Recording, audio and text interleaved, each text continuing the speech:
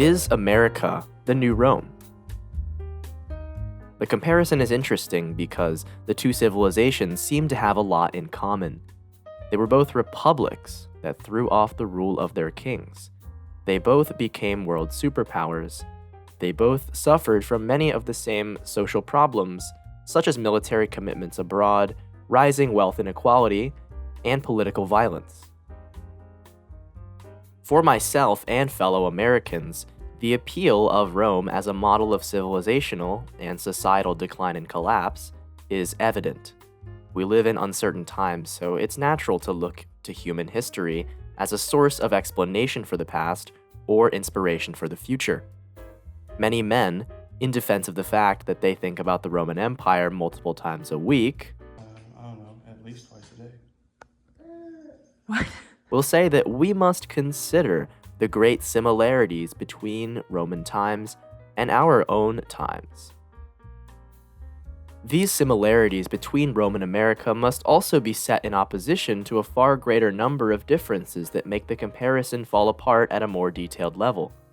Rome was a slave society while America is not. Rome had no political parties, while in America political parties and machine politics dominate the political landscape. The Roman civilian government could not compete with military strongmen for control over its soldiers, while in America, the military is securely subordinate to the civilian government.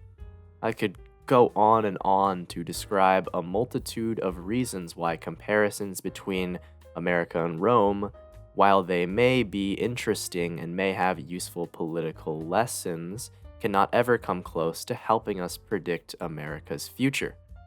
Many works that focus on the comparison between Rome and America, however, do attempt to lend their comparative lens a sort of predictive power. These works do not approach the subject out of historical interest. Instead, they are trying to use a historical model to lend credibility to their real arguments, often about modern society, and often in a very unscholarly way.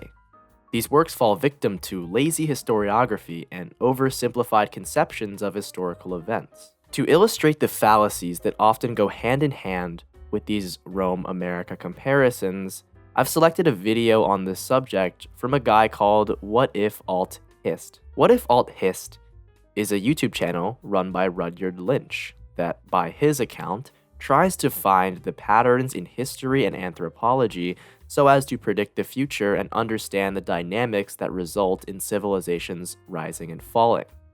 Sounds exciting, right? I first want to take a look at the video's presentation of facts, as well as how the video's comparative approach often necessitates oversimplification and misrepresentation. Part 1. The facts. To reach the point of the Roman Republic in the modern US, we need to see the cultural context they came from.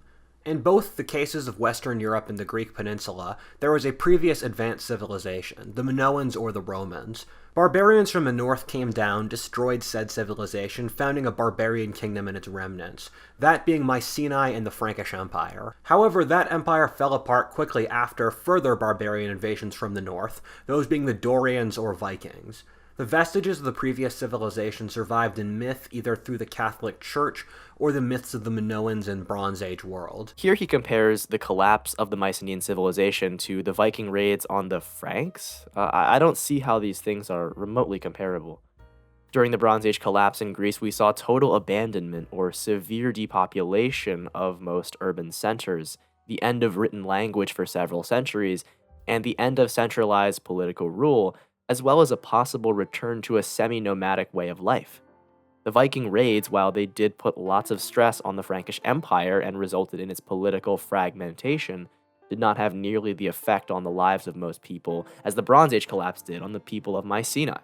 It's absurd to suggest, as he does, that the Viking raids resulted in the destruction of Frankish civilization and a civilizational downturn that was not reversed until the Renaissance. Also, let's pause here to read what he has on the screen. Yes. The West had graceful human art rather than the blocky and inhuman art of Asia. This is just the first hint of his idea of Western cultural superiority that he'll be slipping it in throughout the video, so keep an eye out for that. The artistic styles and values of the previous civilizations were forgotten for centuries, and then relearned when these societies had a renaissance, roughly 700 years after the fall of Minoan or Roman civilization. The Renaissance was a cultural revival that resurrected many previously unexplored literary works and genres, artistic forms, and political ideas from a classical past that was nonetheless very well documented because of the European medieval manuscript tradition. The ancient Athenians would have had no similar knowledge of the Minoans, except possibly through the most distant oral transmission of myth. You could argue that the Odyssey and Iliad and other oral traditions were similar to the classical literary and artistic canon that developed during the Renaissance, as they were both from a long distant past. But the difference is that the Odyssey and Iliad and other oral traditions never fell out of the Greek cultural context, and referring to the Odyssey and Iliad was not like resurrecting a long-lost cultural tradition in the same way that the Renaissance consciously made it out to be. There was never a Minoan Renaissance, nor was there anything like the Renaissance in ancient Greece. Meanwhile, there was a savage, peripheral, large tribal confederacy in the northern wastes, those being the Slavs or Thracians. Describing Slavs and Thracians as savage tribal confederacies is vocab straight out of a 19th century history textbook. It's language that is used to justify horrific violence and imperial conquest. But let's examine this point of comparison.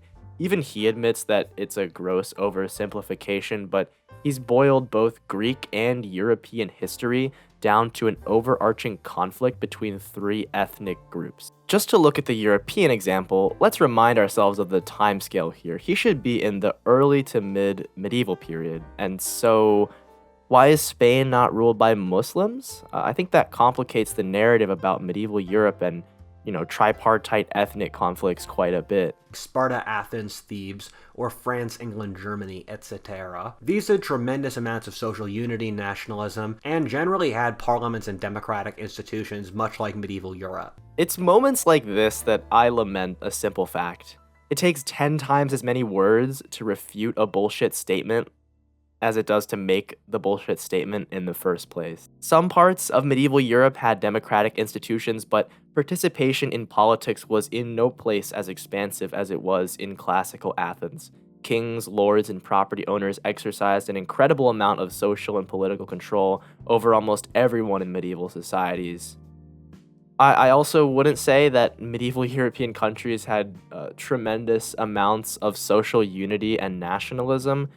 In fact, most medieval polities like France, England, Germany, etc. were multi-ethnic feudal states, which the kings often had very little control over much of their nominal territory. Only after the effects of political centralization that took place in the 16th through 18th centuries did European central governments succeed in controlling and exploiting most of their subjects directly. To speak of nationalism in these contexts is also not sensible. There were no nation-states in medieval Europe or in classical Greece. The fusion of the nation with the state was achieved by 19th century European governments. In the medieval times and classical Greece, language and cultural borders were much less defined than they are today, so to speak of unified nations doesn't make much sense. Your average person was likely to have as much loyalty to their local political unit than to the central government. Religion provided social unity and these societies were stable from it, with the idea of reaching spiritual and social stability being seen as the most important, this being the pre-classical and medieval eras. This idea that religion provided social unity and stability is oversimplifying to say the least. Medieval Europe was by no means socially stable, and there were constant wars, upheavals, and restructurings in society taking place.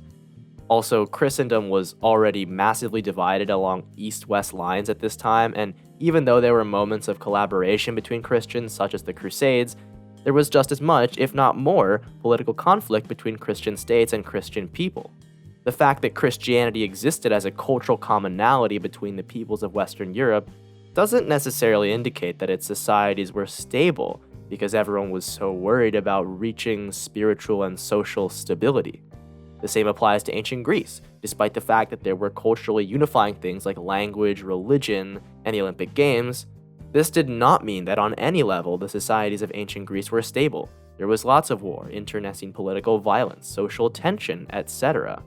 And the effect that a shared religion had on mitigating any of that is negligible. This era also saw mass colonialism, in which the seafaring nations established colonies all around. Equating Greek and Phoenician colonial projects to those of the European empires of later eras is a big stretch. Greek and Phoenician colonies were limited in scale and established primarily for the purposes of trade, perhaps analogous to the small-scale colonies that the Portuguese and Dutch began establishing around the Indian Ocean. In colonizing the Americas, by contrast, the Spanish entirely took over existing societies and used a brutal mass slavery system to extract as much value from those societies as possible. Additionally, colonialism in the Greek era was conducted not at the behest of and for the benefit of centralized kingdoms, as they were in European times, but on the enterprise of an individual city-state. I think you get the gist of this guy's ideas. His whole thing is to paint with broad brushstrokes and ignore complexity to make his analogies work. On the surface, the narratives are sensible, but when you pull at them, they just unravel. Generally, when we make comparisons or study history in general, it is good practice to make sure that your theories fit the evidence, not to ignore evidence that does not fit your theory. But wait, I hear you say, the video does point out many areas where classical and Western civilization differed. Yes, but the video did this in a way that still fits into a narrative about the similarities that contribute to that narrative.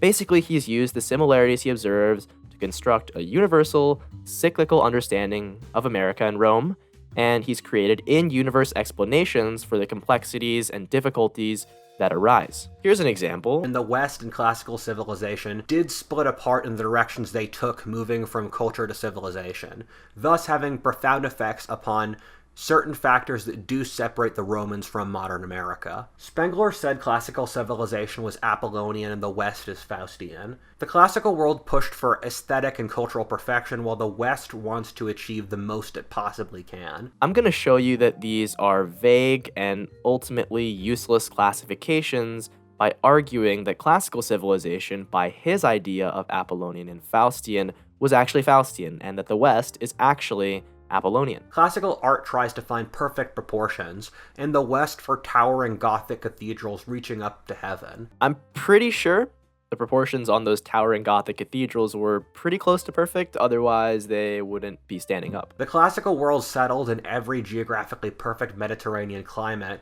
while the West launched the insane crusades thousands of miles from home. And the Macedonians launched invasions as far as India, which was a Faustian endeavor that was far more wide-reaching than the crusades ever were. Thus, fundamentally differing philosophies won out over this whole process. If I can make just as good of an argument for applying these labels to the West and classical civilization in the opposite way that the video does, then what use do these labels serve? They don't help explain or understand what was going on in ancient Greece or early modern Europe.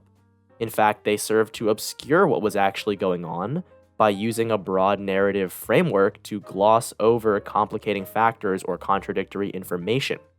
Bringing in broad, vibes-based labels like Apollonian and Faustian is this video's way of grouping the differences between classical and Western civilization together in a way that makes this comparative argument work. Now that we've established that Whatifalthist is not doing the most diligent source work, let's look more deeply at his notion of historical cycles, which, as you've already seen, he's very committed to. Part 2. Historical cycles. Just to be clear, this video's notion of historical cycles goes beyond the standard history doesn't repeat, but it does rhyme.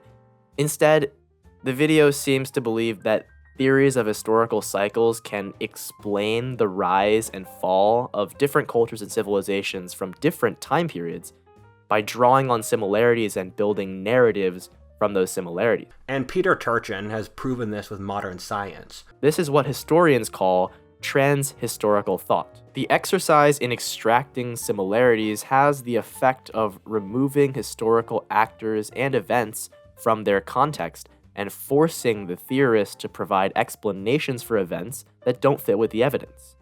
As I've shown, This video's presentations of Greek history and early modern history are crafted so that the same explanations can work in both contexts, but in doing so, they fundamentally miss the mark on political forms, nationalism, religion, and almost everything important that defines these historical eras. History is complex, and this video's use of historical cycles seeks to simplify all of that into a coherent narrative. Be wary of simple and coherent narratives about history at all times.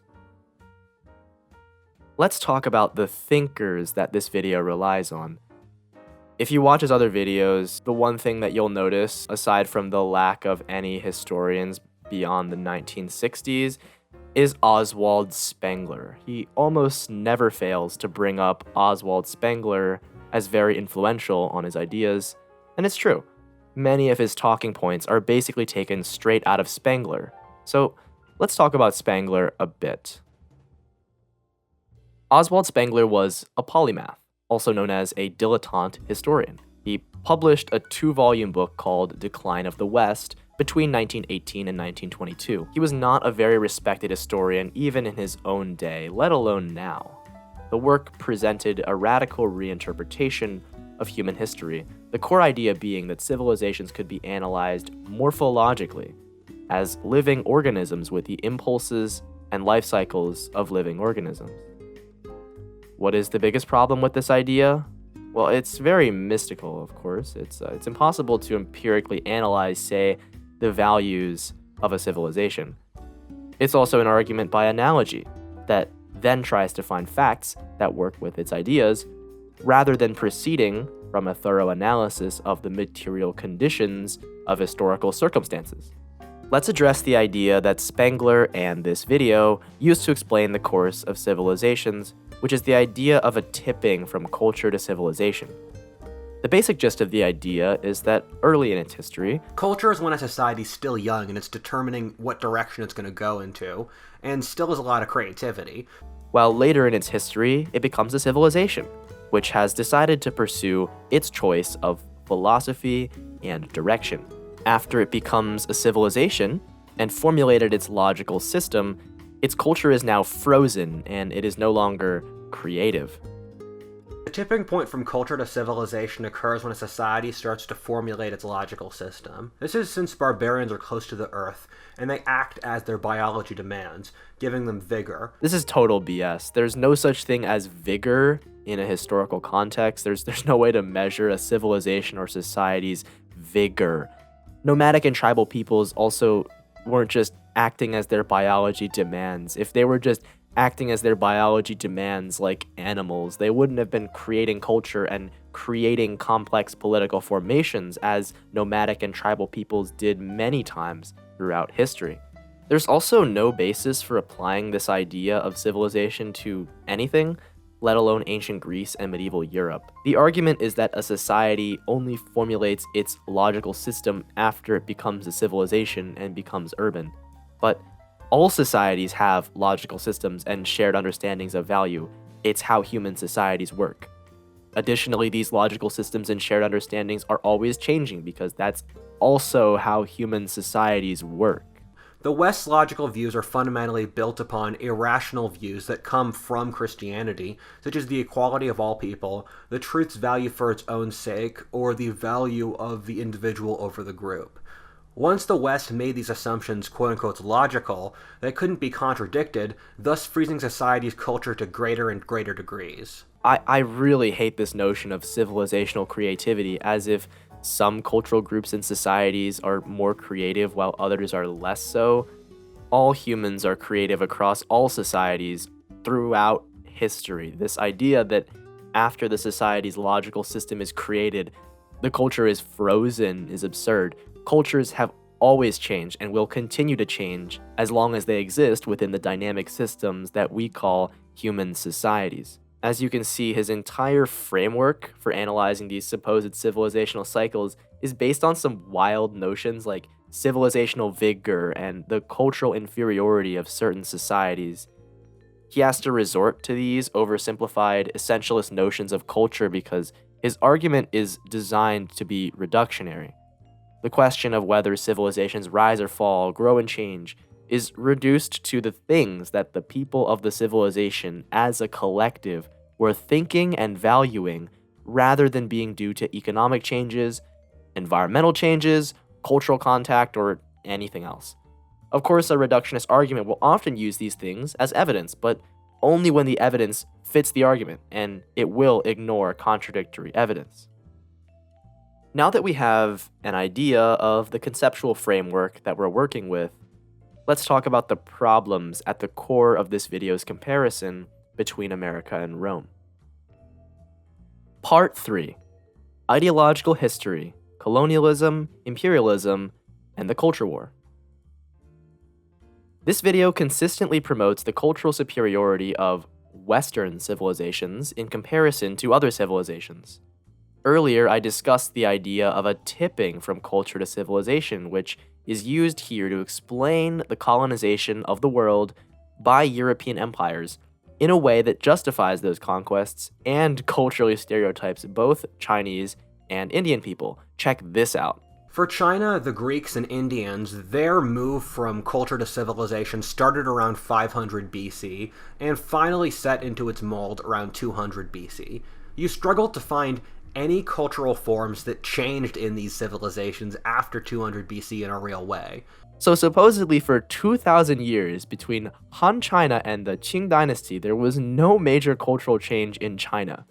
Are you serious? Anything? You looked really hard and you couldn't find one important thing that changed in a real way between the Han dynasty and the later Qing? Making an argument like this really shows how little this video cares about the histories of India and China. It's reductive and frankly racist, as this next part indicates. The West's civilizational cycles ended thousands of years later, which is why it was so much more creative than Asia's civilizations when it smashed into them in the 16th through 20th centuries. According to the video, China and India were unable to avoid being colonized because they simply were not creative enough. I'll give you an explanation that is more grounded in the material realities of the time. Hopefully this is a more satisfactory explanation as to why European empires were able to dominate the world in the 19th century.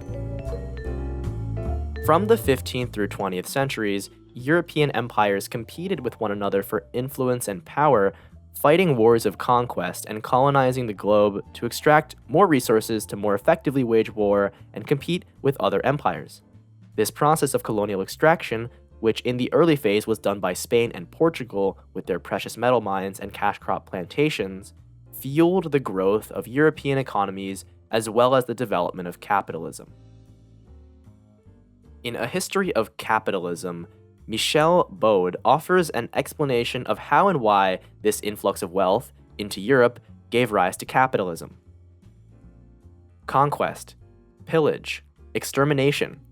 This is the reality out of which came the flow of precious metals to Europe in the 16th century.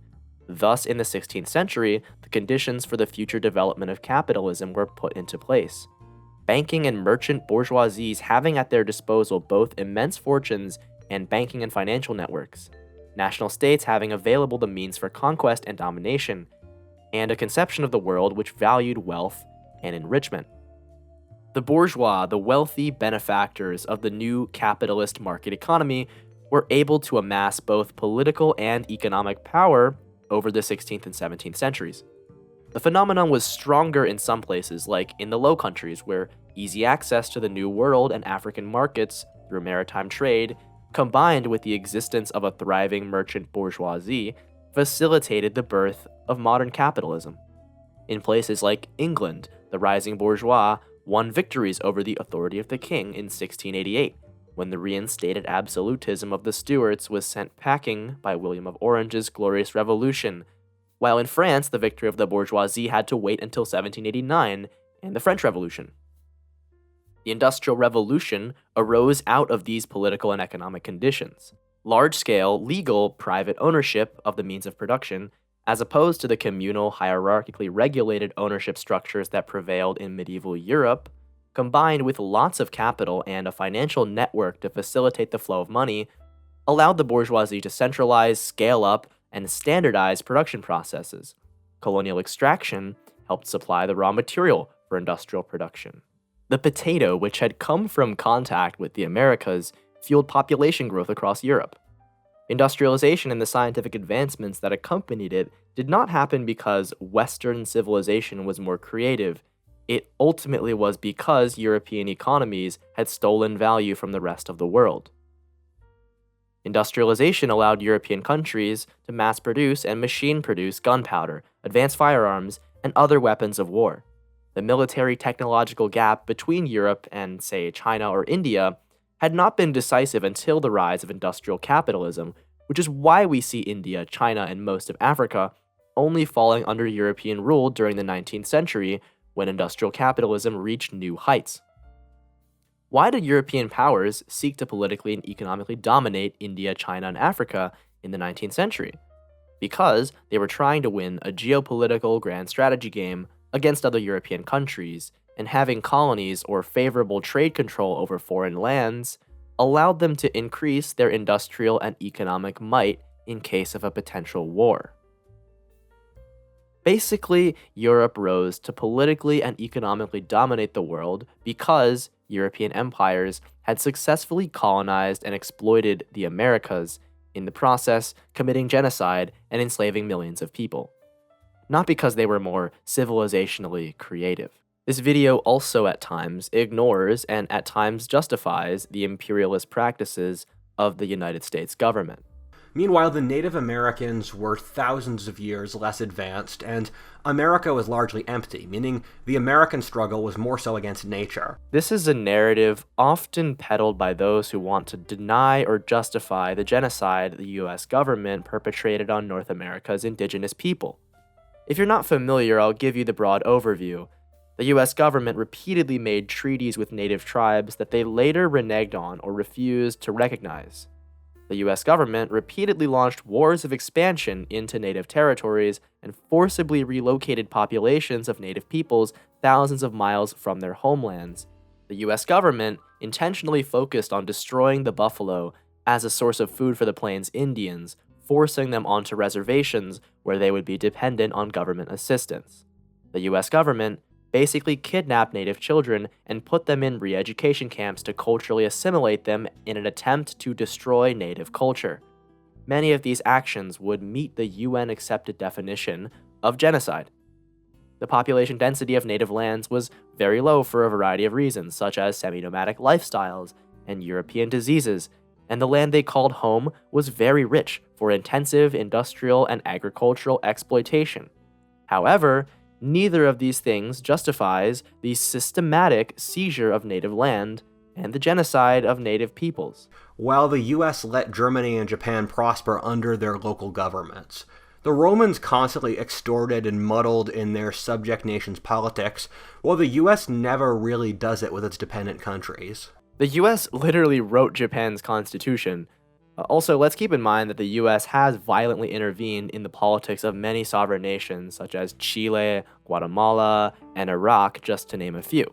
In each of these cases, the intervention was done to protect US geopolitical and economic interests. The US does not make vast amounts of money in conquering foreign territories. Sure, the US doesn't conquer lands directly, genocide the people, and directly annex new territory like the Romans did, but they have fought two major wars of invasion in the last 2 decades in Afghanistan and Iraq. In both wars, they propped up client governments that promoted their geopolitical interests.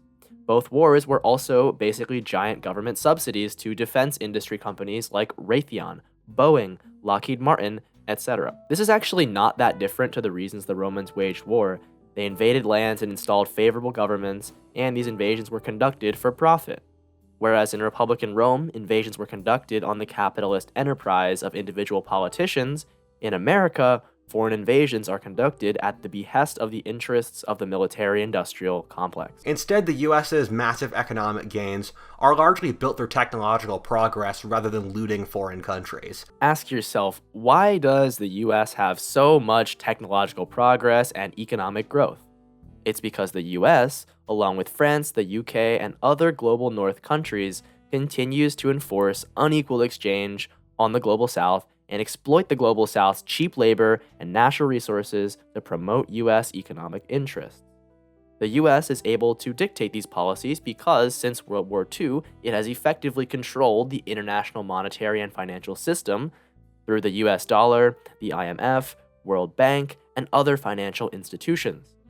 This is, in fact, the same reason that Europe and the US went through their industrial revolutions. There was a steady influx of wealth flowing into Europe from the fruits of colonial slave economies in the Americas ever since the 1500s.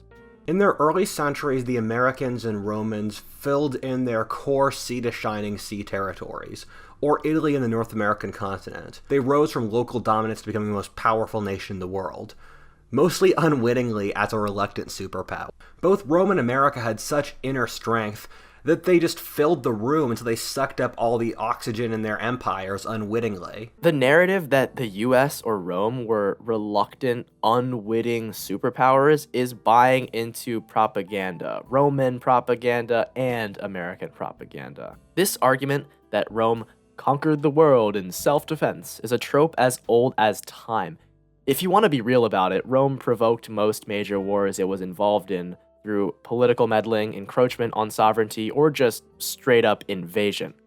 Likewise, America did not become world hegemon unwittingly.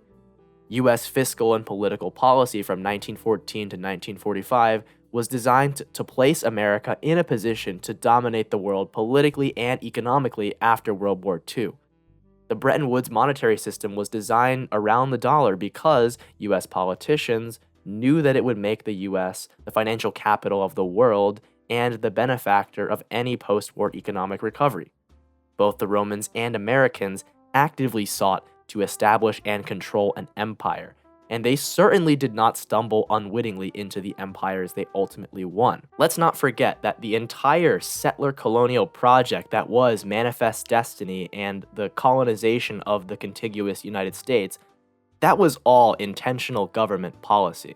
The Americans didn't want to colonize Europe and the Romans Greece, but put military influence in there to protect them from tyranny, creating the Achaean League as an alliance against the Macedonians, kind of like NATO and the European Union against the Soviets. The Romans intervened in Greece on the pretext of Greek freedom so that they could conquer the Kingdom of Macedon. They then began encroaching on the political sovereignty of Greek city-states, so the Greeks formed a league and fought a war of independence, which they lost. Horribly poor areas like Africa that have no value. Why is Africa poor? Not because it has no value. Africa is the most resource and value-rich continent on the planet. It's because of the continuing neocolonial extraction that the global south is suffering at the hands of the global north. And it's also because Africa suffered under direct colonialism for decades, which had a very detrimental effect on its economic development. You can't expect a country that has had less than half a century of independence from direct colonial economic extraction to compete with one like the US that has had 3 centuries of largely unmolested internal and external economic activity. And the two political parties, the Optimares and Populares, not accepting the other's right to power. Let's be clear about this. The Roman Republic did not have political parties. The Roman Republic was controlled by a largely hereditary aristocracy whose members effectively shared power by competing for political office. There were no political organizations that did any of the things political parties do nowadays, like canvass for votes, work on legislative platforms and policy proposals, or nominate candidates for political offices. The Populares, whose closest parallel is the Democrat Party, spawning warlords who fight over the dying American Republic as they offer the public all kinds of welfare goodies for supporting them. However, the idea that a populist party was handing out welfare to people in Rome and thereby ruining society plays well with the video's narrative about America, where the Democrats are cast as the modern Catiline and Clodius. Then with expanding the political franchise, you saw and the rise of a welfare state in both Europe and Greece, which then allowed the rise of communist revolutionaries who wanted to divide everything. Welfare states resulted in communism? No, the modern welfare state was created for the exact political purpose of fighting against socialists that wanted to bring about communism. Otto von Bismarck, the person who most historians say helped create the first modern welfare state in Germany in the 19th century, was a counter-revolutionary conservative who understood precisely the compromises that governments had to make to the common people in order to uphold the capitalist order in the face of great challenge. And his efforts toward promoting social services reflect this understanding and his political goal of limiting the political appeal of communism. The modern capitalist welfare state model was created as, and remains, an effectively promoted alternative to socialism or capitalism. What if alt-hist often speaks of social problems that Americans, particularly young American men, are suffering in today's society?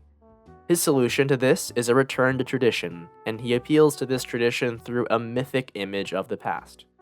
This yearning for the past informs everything he says. In this video, he specifically promotes the idea that Aristotelian thought gave Western civilization a cultural consensus that provided social stability.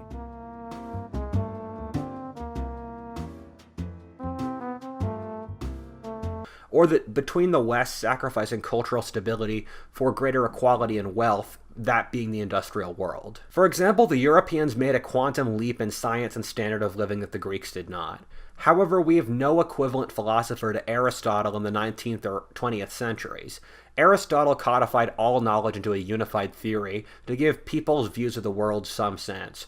This didn't happen since the cultural and technological changes of the Industrial Revolution were way too big, so that people weren't making expansive and combining theories because they were way too overwhelmed trying to figure out the new world. Okay, I'm just reading this, and first of all, Aristotle does not look like the Chad meme. Also, he provided one of the most enduring philosophical justifications for slavery.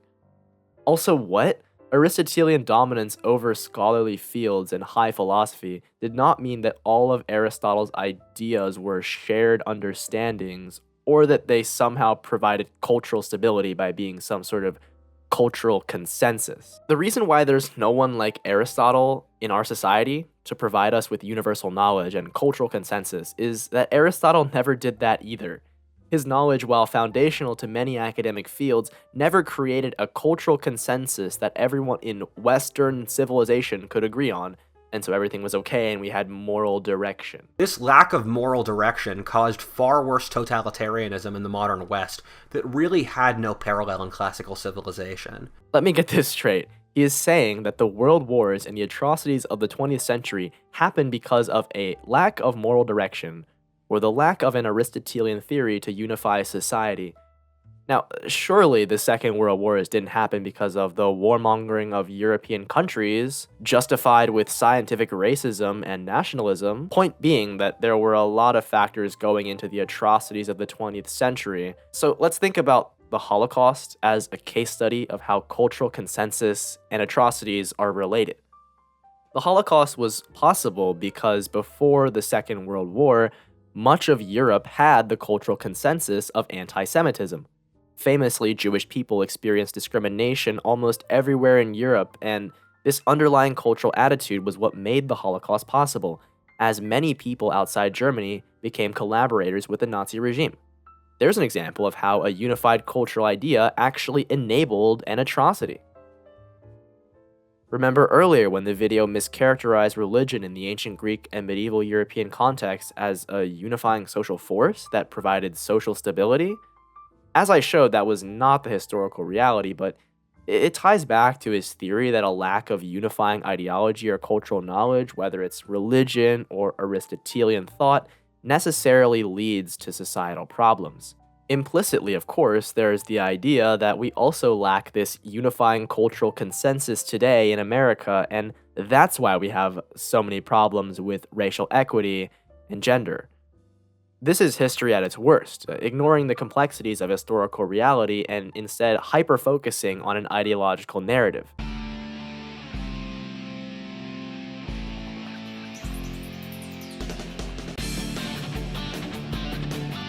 So what makes this video's narratives compelling? They are founded upon discredited pseudo-history, a mystical and astrological approach to the study of the past, and they promote outdated ideas about cultures and societies. But they do speak to real problems that many average people in society suffer under, and that's why I think they're so appealing. In both cases, inequality rose to dazzling heights as the benefits of empire were spread disproportionately. Large corporations gained larger and larger portions of the economy, and the wages of normal Romans were undercut by slave labor brought in from the empire, sort of like how we offshore businesses to Malaysia, China, or Mexico today. I actually agree a lot with this point. Extractionary economic empires driven by private financial enterprise, like Rome and America, tend to concentrate wealth in the hands of the ruling class, while fewer and fewer benefits accrue to the majority of society. The offshoring of labor is a form of neocolonial extraction. It exploits labor value from the global south to service capitalist consumption in the global north. The same occurred in Rome, where plantation owners made great profits from stealing the labor value of slaves from other countries.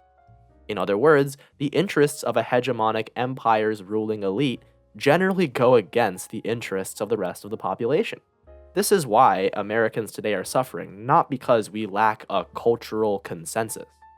And this is what is so dangerous about rhetoric like this. It appeals to real issues and purports to explain them as well as present solutions, but it misuses history to reach misguided conclusions about contemporary society.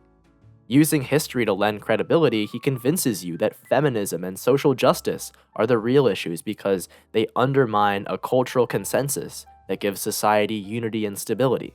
He paints a narrative of decline and fall, the sorts of narratives about history that have carried cultural weight throughout time and space. Roman historians like Sallust, for example, would recognize his ideas about the moral decay of society. In this respect, very little has changed between Roman times and our own times. Both Rome and America have those who lament the loss of traditional values, hearkening back to a glorious age when civilization was harmonious and perfect. It's a tried and true conservative appeal to the authority of history. So is America the new Rome? Yes, in some ways, but we have to be very careful about how we approach such a comparative exercise to begin with. As we've seen from this video, it's very easy to build a comparative argument that misunderstands history in fundamental ways to promote contemporary political ideologies. In the hard sciences, there's this idea that you can make data say whatever you want it to say. Two scientists can look at a data set and come up with wildly varying conclusions. And that is what creators like Whatifalthist do so well. They take the basic facts, they apply grand narratives about historical cycles, and they gloss over complexities in order to make a simple but convincing argument about modern society. I believe that an earnest attempt to learn from the past through such a comparative exercise like, is America the new Rome, has to take into account complexity and difference in a way that this video refuses to do. And this is because this video was made to parrot a Western-centric narrative of history that places America and Europe at the forefront of technological progress as a result of their cultural and civilizational superiority. How do we avoid doing history in this way? First, beware of grand narrative history. Second, treat historical actors and events in their historical contexts as best we can, rather than taking them out of their historical context to match them with other historical events. And finally, don't trust history YouTubers. Go read academic historians. I've put a good reading list for Roman history as well as the sources I used in the making of this video in the description.